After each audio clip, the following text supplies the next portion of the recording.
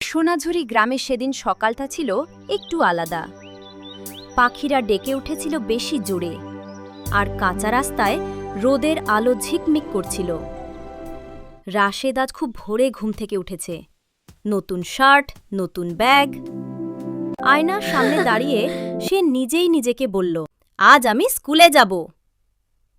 ওদিকে নদীর পাশের বাড়িতে মিম তার 2টা বেনি ঠিক করছিল। মা বললেন, ভয় পেও না মা, স্কুলে অনেক বন্ধু পাবে। মিম হালকা করে মাথা নেড়ে ব্যাগটা কাঁধে নিল। গ্রামের স্কুলটা খুব বড় না, টিনের ছাউনি, সামনে একটা আম গাছ। ক্লাসরুমে ঢুকেই রাশেদ দেখল অনেক নতুন মুখ।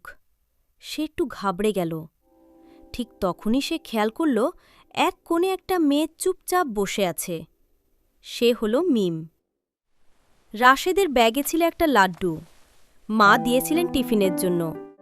সে একটু ভেবে মিমের দিকে এগিয়ে গিয়ে বলল, তুমি চাইলে অর্ধেকটা নিতে পারো। মিম অবাক হয়ে তাকাল। তারপর মুচকি হেসে বলল, ধন্যবাদ। এই ছোট্ট লাড্ডু ভাগ করার সঙ্গে সঙ্গেই দুজনের মাঝে একটা বন্ধুত্ব শুরু হয়ে গেল। ক্লাসে শিরিন ম্যাডাম পড়াতে এলেন। তিনি বললেন, স্কুলে আমরা শুধু পড়াশোনা শিখি না, আমরা একে অপরের বন্ধু হতে শিখি। বিরতিতে রাশেদ আর মিম একসাথে খেলল। খাবার, গল্প, হাসি সব শেয়ার করল।